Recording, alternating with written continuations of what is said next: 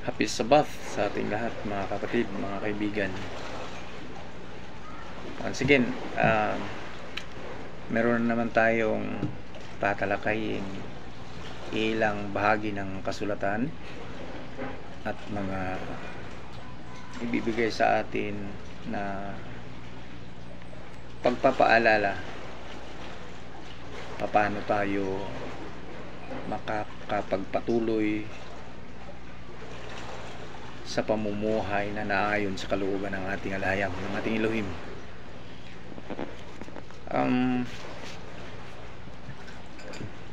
Naaalala ko tuloy yung sa pagising ko kaninang madaling araw. Ang isa sa mga ang unang-unang sumagi sa isipan ko ang salitang matagal nang naisulat at matagal ko na rin itong nababasa at naipapasok sa ating puso at diwa, dahil isa ito sa aking nagiging katanungan nung tayo'y patuloy pa na naghahanap sa kalooban ng ating Elohim, ng ating alahayam. Ang isa sa mga kataga na sinambit ni David sa Psalms chapter 8 verse 4 to 5. Babasahin ko, mga kaibigan, mga kapatid, ang translation ng New Living Testament. Ito ang kanyang pagkasabi in English version. What are mortals that you should think of us, mere humans that you should care of us? For you made us only a little lower than Elohim and crowned us with glory and honor. Sa Tagalog, ano ba ang tao upang iyong pahalagahan, o ang anak ng tao upang iyong pangalagaan? Nilikha mo siyang mababa sa iyo ng kaunti. Pinuspos mo siya ng dangal at ng luwalhati.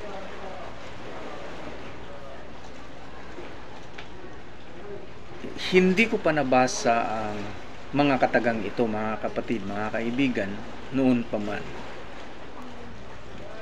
When I was in my 20s, kung hindi ako nagkakamali. Dahil sa observation ko sa kapaligiran, maraming mga bagay na naitatanong ko sa sarili ko. Lalong-lalo na nung ako'y nakatuon na, nag-uumpisa ng magbasa sa kasulatan. Even when I was in the Roman Catholic religion, halos lahat naman tayo dito sa Oper, lalong-lalo na dito sa Oper, nagmumula sa relihiyong iyon. When I started to reading the so-called Bible, may mga nababasa akong hindi ko maiintindihan sa sarili ko. Hindi ko maiintindihan ang mga kataga na binabasa ko, lalong-lalo na kung ang babasahin ko ay yung English version na KJV. King James Version, dahil yung mga thou art, thee, yung mga ganun. Mula noon, may naitatanong ako sa sarili ko na bakit nga ba ang tao ay pinapahalagahan masyado ng ating Ama, ng ating Elohim, na mismo ang kanyang tinatawag na bugtong anak na ating Misaya ay ipinadala niya sa sanlibutan ito upang magkaroon ng kaligtasan ang sangkatauhan, na hindi ko pa lubos na nauunawaan ang pinakabuod nito noon. Bakit nga ba ang tao napakahalaga ng ating mailikha? Okay. So kung babalikan natin ang creation ni Adam, even though na ang sinabi nating first creation ay ito na ang kanyang sinabi sa Genesis chapter 1 verse 26, let us make man in our image, after our likeness. So those words, many people and most of the people reading the Bible knows that na ginawa nga tayong kawangis ng ating mailikha. Ngunit kung hindi ito mabibigyan ng malalim na pag-uunawa, hindi ito pagninilay-nilayan ng seryoso at malalim,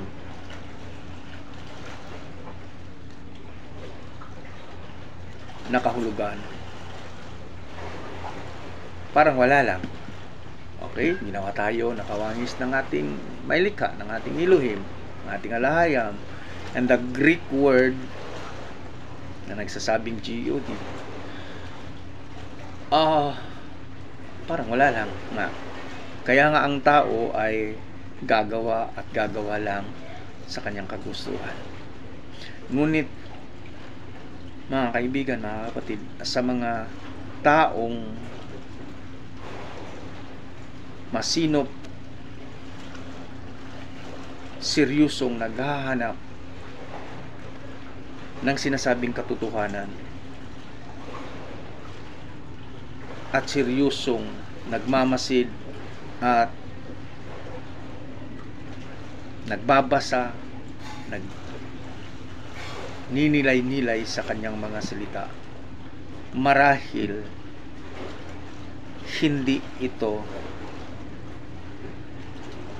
mababaw, hindi ito passing by lamang na mga salita. Now, we are created by our Elohim, by our Creator, after His likeness, na parang wala lang. Kaya nga dito naisulat ni David sa pamamagitan ng banal na Espiritu na ano ba ang tao upang iyong pahalagahan? Oo nga, no? Kung babalikan natin ulit ang history ng pananampalataya ng mga Hebrew Israelites, there are so many times they provoke Elohim, they provoke our Creator, even though there are so many times and so many things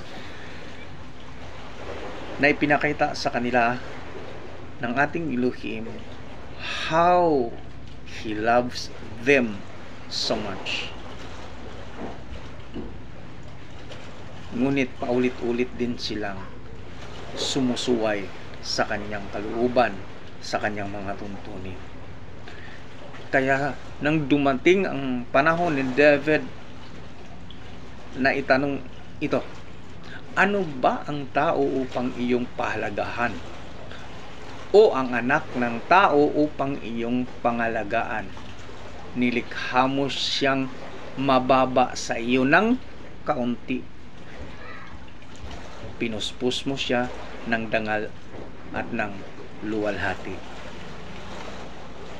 Anyway mga kapatid, ang passage na ito ay isa sa mga pinaka-main na tinutumbok nito ay ang ating Misaya sa katagang, o ang anak ng tao upang iyong pangalagaan. Bakit?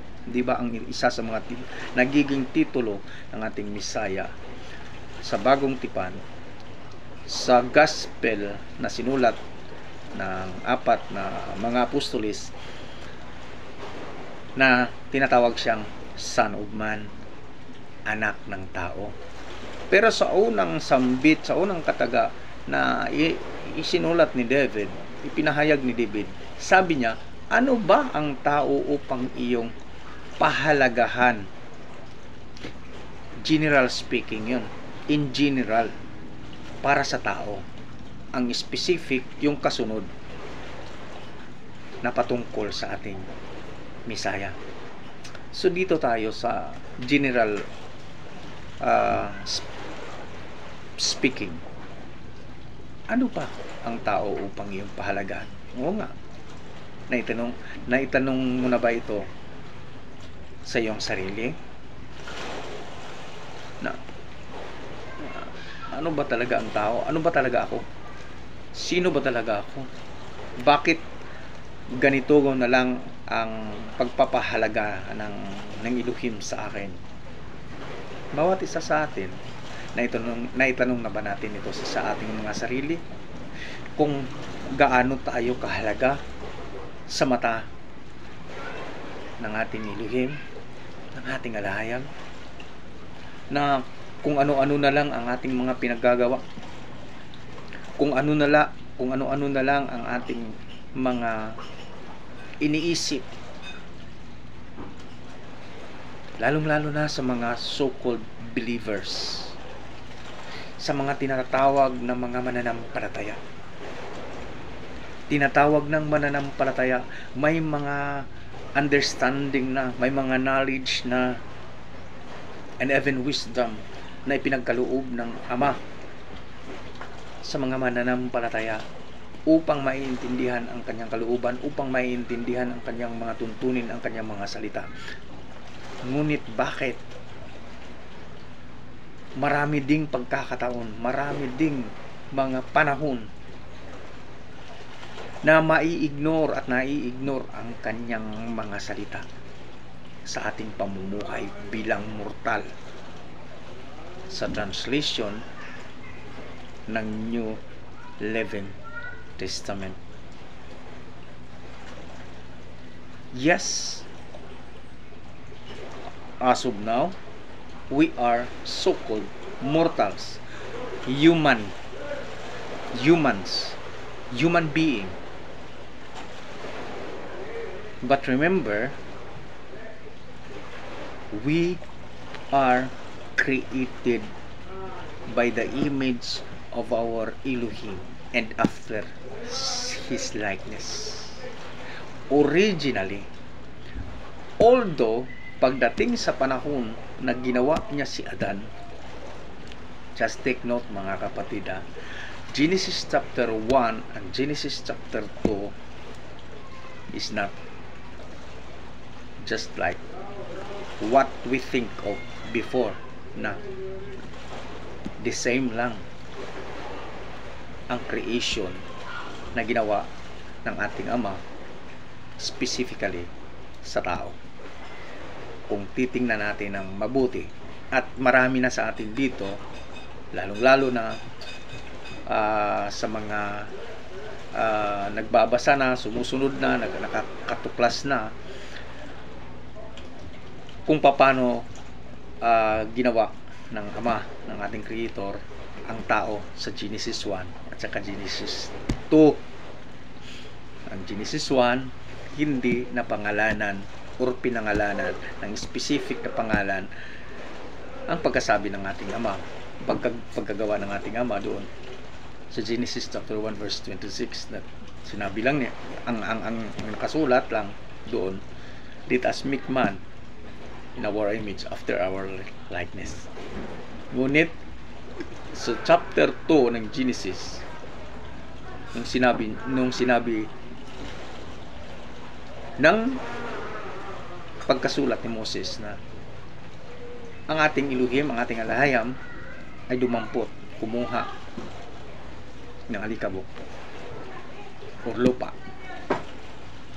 at pinorma niya ito ng tao.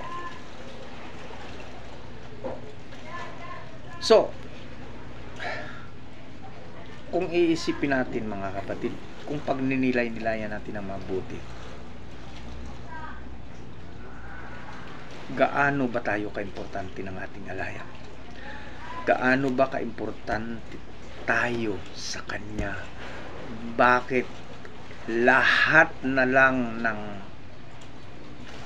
pamamaraan, paraan upang maibalik niya lamang ang tao sa original niyang plano?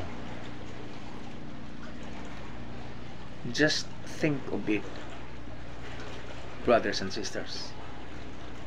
Just think of it,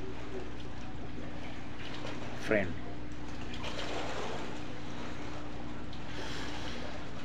Okay? Sa ating pamumuhay as a physical, gusto lang nating mabuhay ng nakakakain, nakaka-acquired ng basic needs, at ang karamihan ay nag-iisip pa ng mas marangyang pamumuhay, marangyang kabuhayan. Marami, di ba? Ngunit ang pinakabuod na iisipin sana ng tao, after this life na ating kinabuhay, na ating tinatamasa ngayon, ang buhay na tinatamasa natin ngayon, after this life, ano ba ang nasa kabila nito? Paano tayo haharap? Dahil sa atin bilang mga mananampalataya, we are believing that after this present life, after this present days that we are enjoying, sa likod nito merong mas importante, mas malaki na haharapin ng tao, whether it is eternal happily ever after life or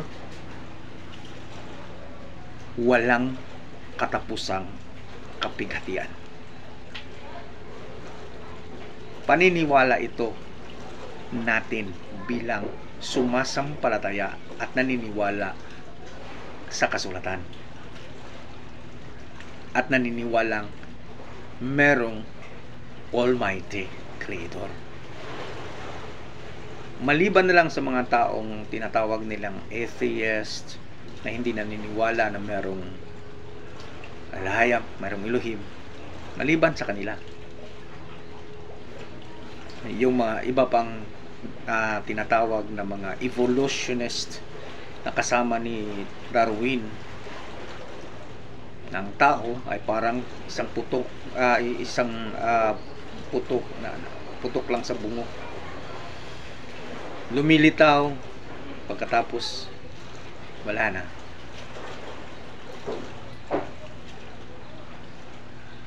Ngunit para sa atin, napakahalaga nito. Kaya mga kapatid, ibabahagi ko at babasahin ko ang parte ng kasulatan na meron tayo ngayon. At pagninilay-nilayan natin ito. Babasahin ko ang mga kataga na sinulat ng Hebrew people.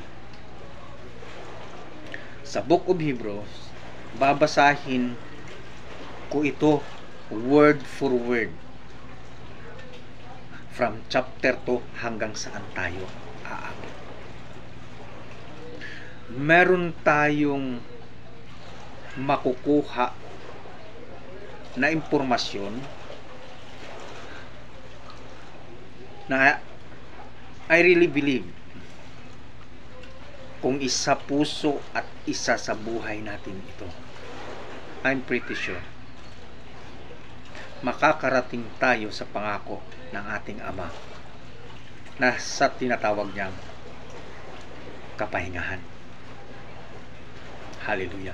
Na ito ang ating inaasam-asam, na makakapasok tayo, kabilang tayo sa kanyang pinili na makakapasok na kanyang pagkalooban ng kapahingahan. Hallelujah. Okay.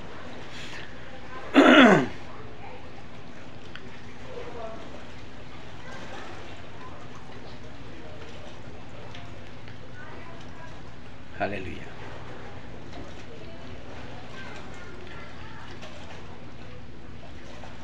So dito mga kapatid, babasahin ko ang Book of Hebrews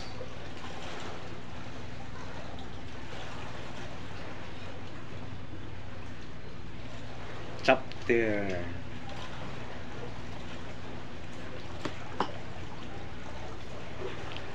2.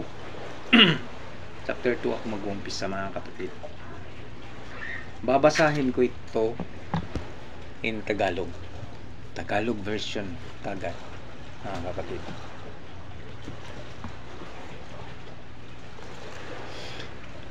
Okay. Ito ang nasusulat.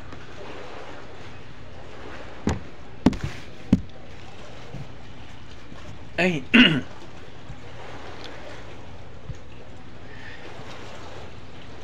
kaya nga dapat lalo nating panghawakang mabuti ang mga narinig natin upang hindi tayo maligaw. Ang mensaheng ipinahayag sa pamamagitan ng mga anghel ay napatunayang totoo at sino mang lumabag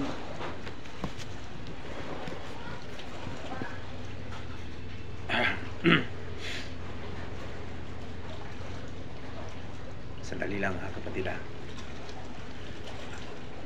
Uulitin natin to.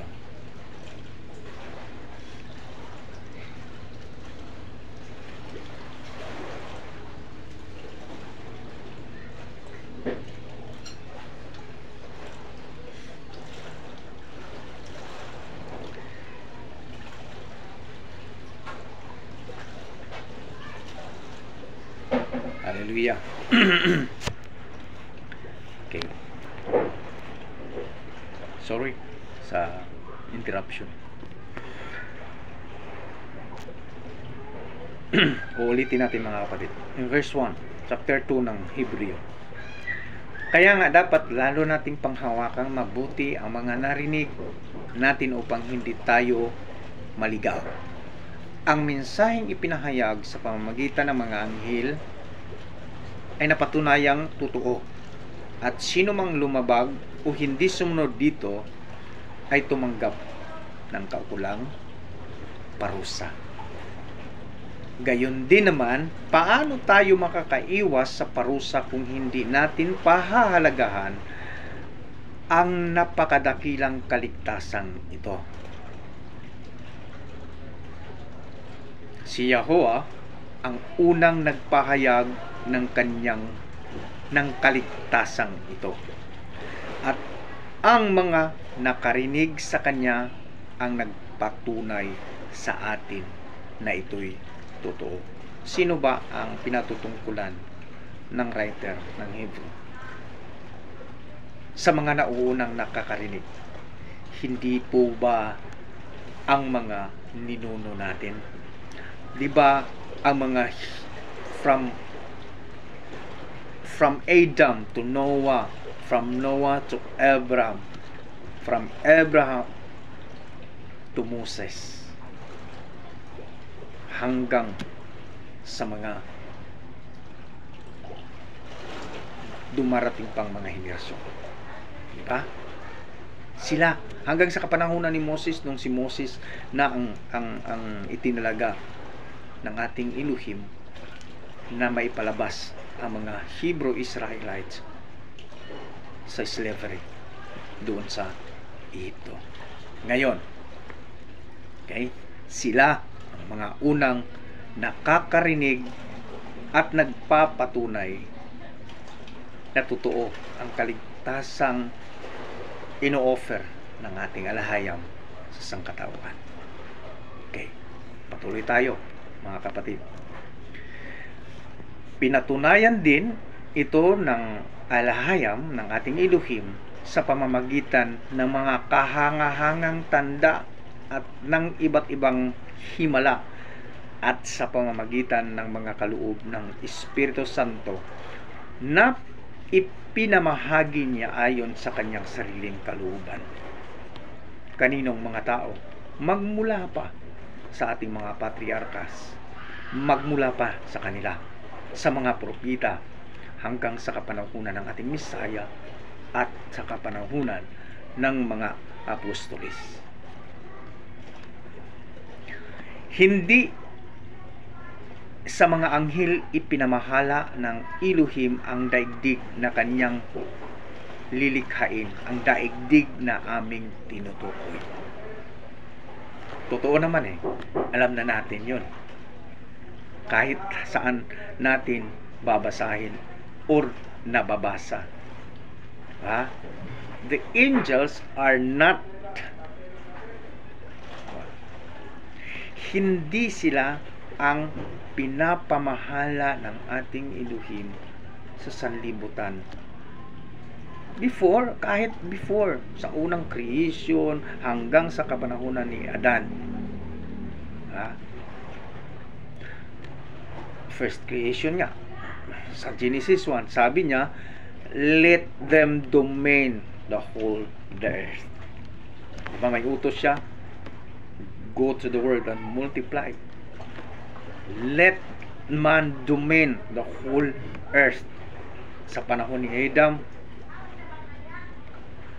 si Adam ang binigyan ng kapangyarihan ng ating Elohim na magpapangalan ng mga hayop, ng mga puno, lahat-lahat. Ngayon, what is man? Bakit nga ba ang tao? Ano pa ang tao upang iyong pangalagaan? Bakit? Dahil ang tao nga ang binigyan ng ating Elohim ng kapangyarihang mag-domain sa mundo, sa earth na tinatawag. Kaya ganun na lang ang kanyang pagpapahalaga sa tao. Okay? So, tuloy tayo mga kapatid dito sa pagbabasa ng chapter 2 ng Hebreo, sa Book of Hebreo. Sa halip ay ganito ang sinabi ayon sa isang bahagi ng kasulatan. Okay? Just take note mga kapatid, nag-quote, kumuha ng referensya ng kasulatan ang writer ng Hebrew. Anong kinuha niya? Ang sulat ni David. Ito ang kanyang sinabi. Ano ba ang tao upang iyong pahalagahan o ang anak ng tao upang iyong pangalagaan? sandaling panahon siya'y ginawa mong mas mababa kaysa mga anghel. In other translation. Pero sa ating binasa kanina, sa New Living Testament na translation, sabi niya, nilikha mo siyang mababa sa'yo ng kaunti. Okay? Pinuspos mo siya ng dangal at ng luwalhati. Ginawa mo siyang tagapamahala ng lahat ng iyong nilikha. Sino ang pinatutungkulan dito? Sa katagang ito, ang anak ng tao, ang ating Misaya. Tuloy tayo mga kapatid. At ipinasakop mo sa kanyang kapangyarihan ang lahat ng bagay. Nang ipinasakop ng Elohim ang lahat ng bagay sa kapangyarihan ng tao. Walang bagay na di ipinailalim sa kanya. Sa kasalukuyan, hindi pa natin nakikitang napapailalim sa kanyang kapangyarihan ang lahat ng bagay. Ito'y patungkol sa ating Misaya. Kung naalala niyo mga kapatid, isa sa bahagi ng sulat ni Pablo sa kanyang mga epistles, sinabi doon ni Pablo sa pamamagitan ng direksyon ng banal na espiritu, sinabi ni Pablo na Elohim, ang Ama, ang Aba Yahuwah, ay nilikha ang lahat ng mga bagay ng dahil sa Kanya. Sinong sa Kanya? Sino siya na sinasabing sa Kanya? Ang ating Misaya. Kung hindi dahil sa Kanya, walang nilikhang mga bagay dito sa mundo, o hindi nilikha ang mundo kung hindi dahil sa Kanya. Pinatutuhanan ito ng Book of Hebrews. Okay? Ngayon, tuloy tayo. Subalit alam nating si Yahushua kahit na sa kaunting panahoy ginawang mas mababa kaysa mga anghel, ay binigyan ng karangalan at kaluwalhatian dahil sa pagdurusa niya sa kanyang kamatayan. Dahil sa kagandahang loob ng Elohim sa atin, niloob niyang si Yahushua ay makaranas ng kamatayan para sa lahat. Ganun tayo pinahahalagahan. Ganun tayo kamahal ng ating alayang, ng ating Elohim. Dahil sa pinakabuod niyang pagmamahal sa atin, ang kanyang piniling bugtong anak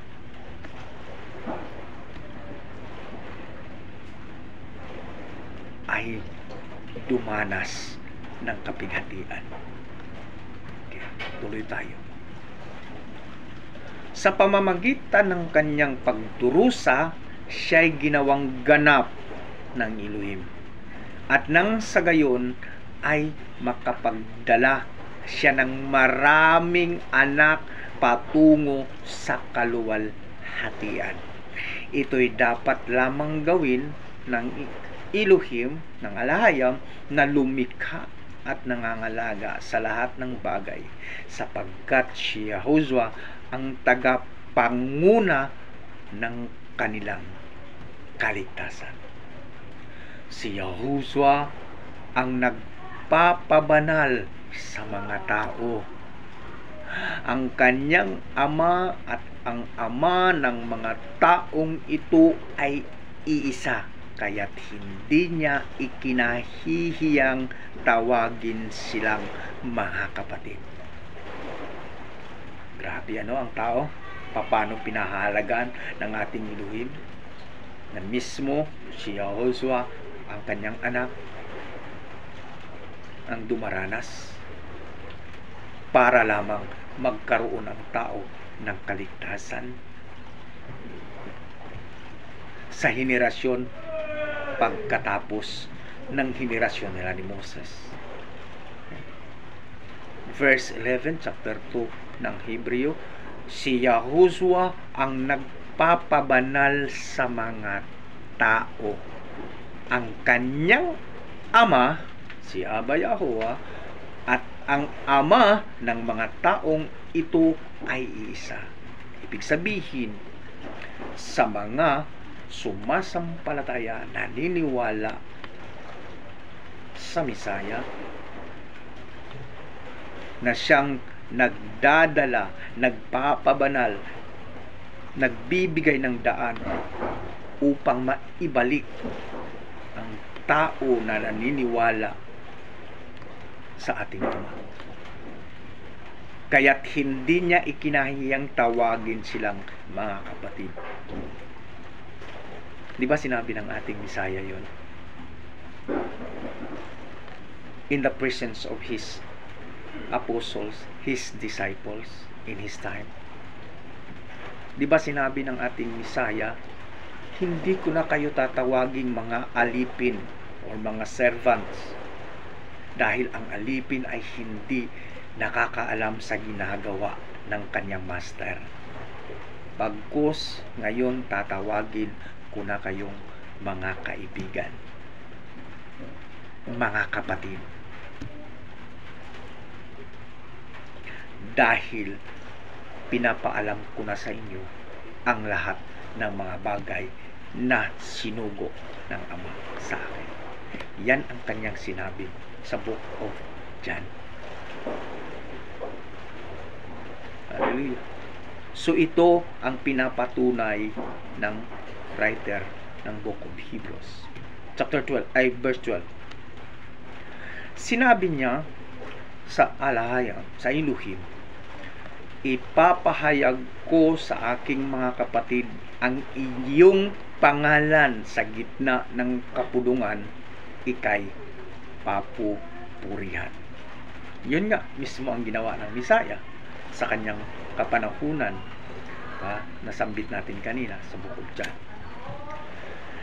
Sinabi rin niya, ako'y mananalig sa Elohim, at dugtong pa niya, narito ako at ang mga anak na kaloob sa akin ng Elohim.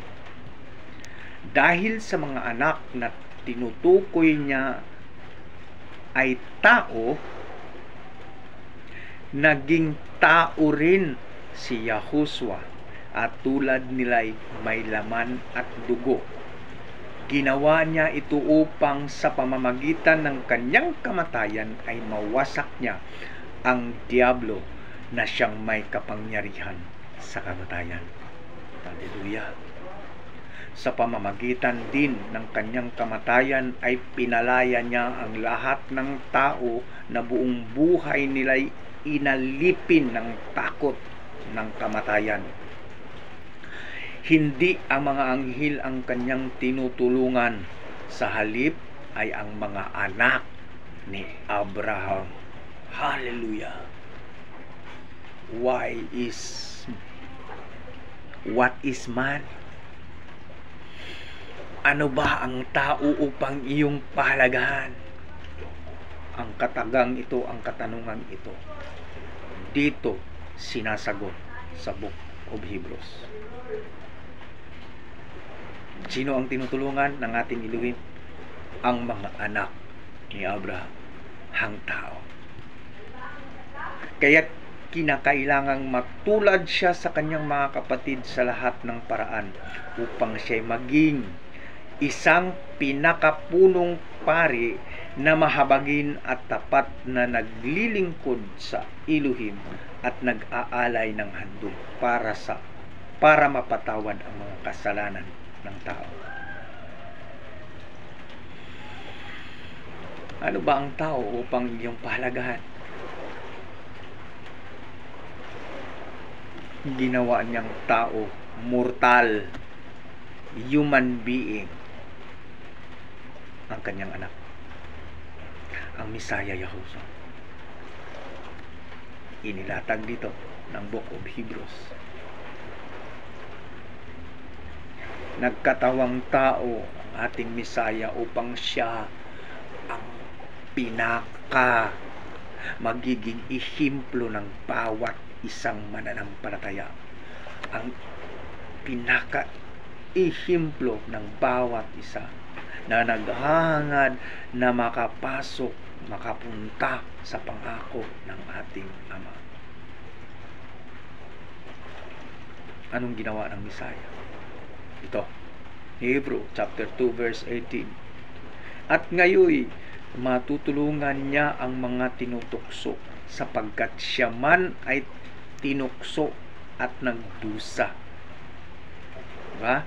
Dumaan ng tukso, dumaan ng kapigatian, dumaan ng samot-saring tukso at paghihirap ang ating Misaya upang matubos niya ang tao, upang matubos niya ang kasalanan ng tao, upang maipakita niya sa tao na kaya ng tao na sundin ang mga tuntunin ng ating Ama, ng Aba Yahuwah. Malinaw na pinapaliwanag ng ating mga ancestors dito sa Book of Hebrews. Mga hinirang na kapatid at kasama sa pagkatawag ng Elohim, alalahanin ninyo si Yahuwah, ang sugo ng Elohim at ang pinakapunong pari ng ating pananampalataya. Tapat siya sa Elohim, sa alahayam, na pumili sa kanya tulad ni Moses na naging tapat sa buong sambahayan ng Elohim. Kung ang nagtayo ng bahay ay mas marangal kaysa bahay, gayon din naman lalong marangal si Yahushua kaysa kay Moses. Bawat bahay ay may tagapagtayo, ngunit ang Elohim lamang ang nagtayo ng lahat ng bagay. Si Moses ay naging tapat bilang isang lingkod ng buong sambahayan ng Elohim upang magpatutuo sa mga bagay na ihahayag sa mga darating na panahon. Subalit si Misaya ay tapat bilang anak na namumuno sa sambahayan ng alahayam, at tayo ang kanyang sambahayan. Kung matibay ang ating pag-asa at hindi natin ito ikinahihiya, kaya tulad ng sinabi ng banal na Espiritu, kapag ngayon ang tinig ng alahayam ay narinig ninyo, huwag nyong patigasin ang inyong mga puso tulad noong manghimagsik ang inyong mga ninuno doon sa ilang nang subukin nila ako. Ako ay tinuksot doon at sinubok ng inyong mga magulang, bagamat nakita nila ang mga ginawa ko sa loob ng 40 taon. Kaya't napuot ako sa kanila at sinabi ko, lagi silang lumalayo sa akin. Ang mga utos ko'y ayaw nilang sundin, at sa galit ko, ako ay sumumpang hindi nila kakamtin ang kapahingahan sa aking ipinangakong lupain. Kaya mga kapatid, ingatan ninyong huwag magkaroon ang sinuman sa inyong puso, ang sinuman sa inyo ng pusong masama at walang pananampalataya, na siyang maglalayo sa inyo sa lahayam na buhay. Kaya mga kapatid, oo nga, Ito'y pagpapaalala sa bawat isa sa atin. Huwag nating uulitin, huwag nating mauulit ang ginawa ng ating mga ancestors. Noong sila'y nakakarinig sa pagpapaalala, sa tinig ng ating alayam, ng ating iluhin,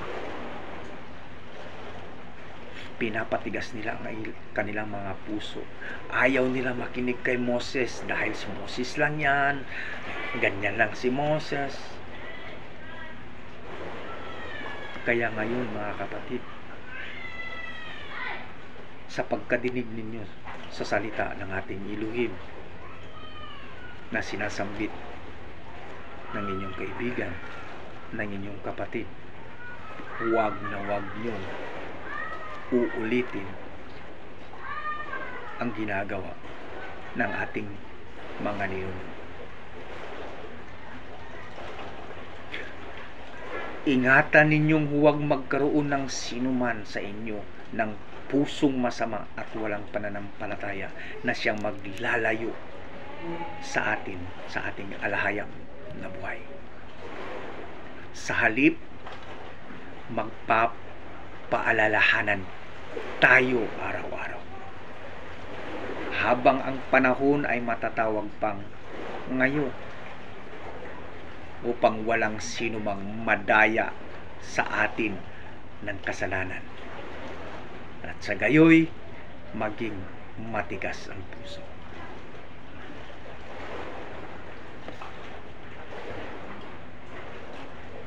Hallelujah. Sapagkat tayong lahat ay kasama ni Mesaya sa gawain. Kung mananatiling matatag hanggang sa wakas ang ating pananalig na ating ipinakita noon at hanggang ngayon, nung tayo'y unang sumasampalataya, panatilihin natin ito mga kapatid. Ito ang sinasabi ng ating mga ancestors.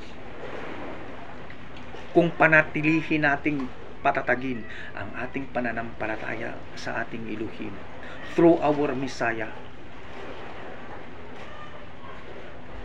dahil ang ating Messiah lang ang magdadala sa atin patungo sa ating Ama. He is clearly declaring,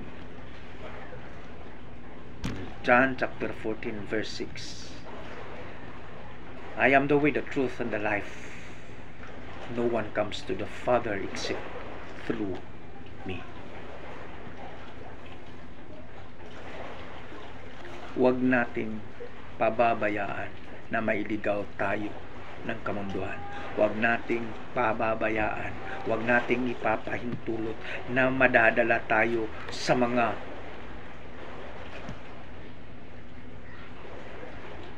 pagpapahayag ng kamunduhan. Pagpapahayag ng iilan na hindi na natin kailangan daw ang Mesaya, hindi na daw natin kailangan ang anak, didiritso na tayo sa Ama dahil siya lamang. Yes, absolutely, siya lamang at wala nang iba na ating bibigyan ang ating pagsamba. Ngunit meron siyang ipinadala, meron siyang itinalaga na mamumuno sa atin upang tayo'y makabalik sa kanyang kandungan, upang tayo'y mapawalang sala. Sana naman mga kapatid, huwag nating baliwalain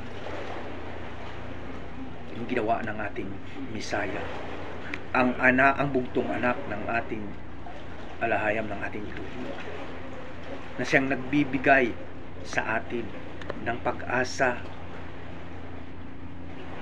This is the pattern of the Father to each and everyone. This is the pattern that the Father gives to the mankind. Huwag tayong magsushortcut. Walang shortcut sa pananampalataya. Ang bawat sitwasyon ay may proseso. Ang kaligtasan ay binigay ng ating Ama ay may proseso. Kaya nga, ipinipicture out niya sa atin ang buhay ng mga Hebrew Israelite sa kapanahunan ni Moses. Paano sila iniligtas ng alayam? Paano niya sila binigyan ng direksyon? Paano nila binigyan ng mga tuntunin upang makapasok sa kanyang pangako, upang matatamasan nila ang pangako na kapahingahan sa lupang pangako. Ngunit anong sinabi ng Ama na nabasa natin kanina? Ginalit nila siya. Hindi sila nakinig, pinapatigas nila ang kanilang mga puso. They are stubborn. They are stiff-necked. Kaya nagbabala ang Book of Hebrews sa atin ngayon, mga kapatid. If you hear the voice of our Elohim today, do not harden your heart, just what our ancestor did in Meribah, in the wilderness. Sino bang binigyan ng instructions? Di ba silang lahat na dinala, pinalabas ni Moses sa Ehipto? Sila ang nakakarinig lahat at nakakakita lahat sa mga kababalaghan, sa mga milagro na ipinakita ng ating Elohim sa kanila. Paano sila binuhay ng ating alayam? Paano sila binigyan ng lahat ng kanilang pangangailangan? Ngunit bakit? Karamihan sa kanila hindi nakarating sa lupang pangako. Because of their stubbornness, because of their stiffness, because of their pride. That is why, brethren, friends, today, do not harden your heart. Even this is a simple reminders from me.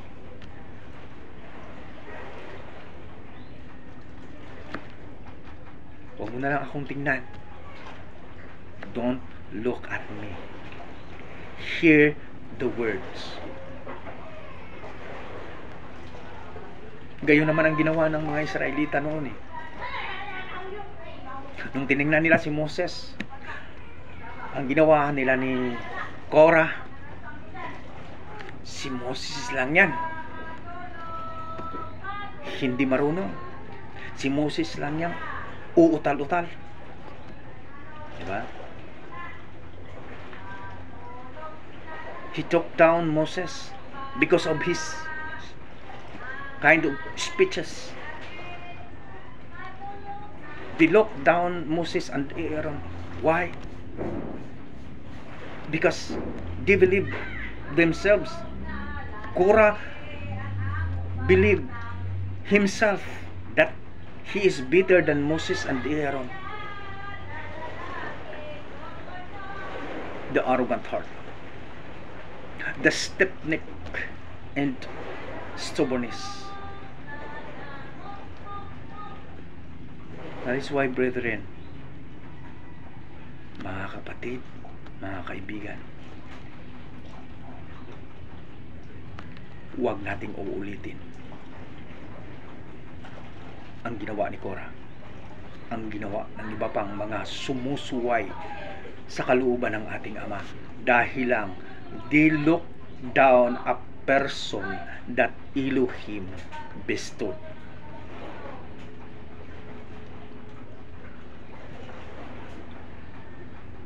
This is not my word, brethren. This is not my own word. This is the words of our Elohim. Kaya saan ka man ngayon, ano man ang sitwasyon na meron ka,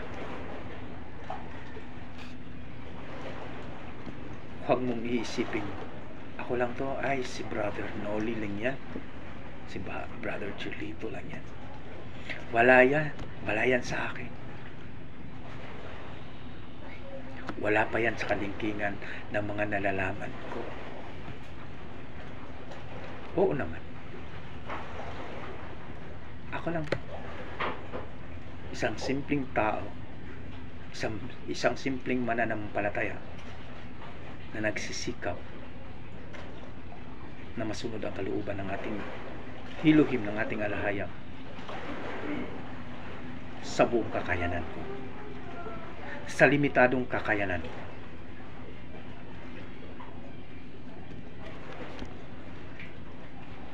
Ngunit ito ang sinasabi sa kasulatan. Kapag narinig ninyo ngayon ang tinig ng alahayam, huwag niyong patigasin ang inyong mga puso, tulad nung kayo'y maghimagsik sa alahayam. Sino ang naghimagsik laban sa alahayam kahit na narinig nila ang kanyang tinig? Hindi ba't ang lahat ng inilabas ni Moses mula sa Ehipto? At kanino nagalit ang alahayam sa loob ng 40 taon? Hindi ba't sa mga nagkasala at patay na nabuwal sa ilang? Yun din ang ating isipin, mga kapatid. Sa ating pagtatapos, itutuloy ko ang pagbabasa sa Book of Hebrews. At sino ang tinutukoy niya ng kanyang sabihin? Hinding-hindi sila makapagpahinga sa piling ko. Hindi ba't ang mga taong ayaw sumunod? Maliwanag kung ganon na hindi sila nakapasok sa lupang pangako dahil sa kawalan ng pananampalataya. Kaya nga, habang nananatili ang pangako ng alahayam na tayo'y makakapasok sa kapahingahang sinasabi niya, mag-ingat kayo, mag-ingat tayo, at baka mayroon sa inyo, baka mayroon sa atin na hindi makatanggap ng pangakong ito. Sapagkat tulad nila'y napakinggan din natin ang magandang balita, ngunit hindi nila pinakinabangan ang balitang kanilang narinig dahil hindi nila ito tinanggap ng may pananampalataya.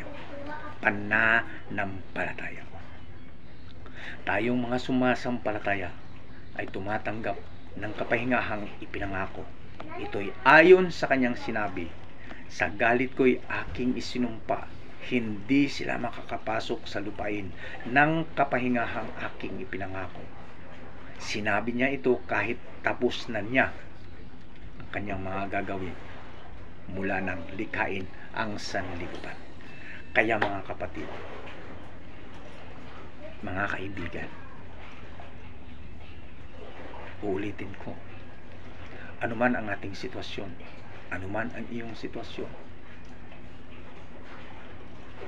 pahahalagahan mo, pahahalagahan natin ang ating pananampalataya sa ating Ama, sa ating Aba Yahuwah,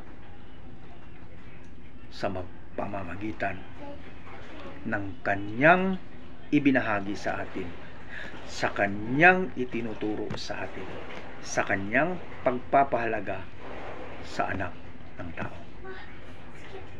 ng ating Misaya. Hallelujah. Kaya mga kapatid, hallelujah, huwag nating sasayangin ang ating mga buhay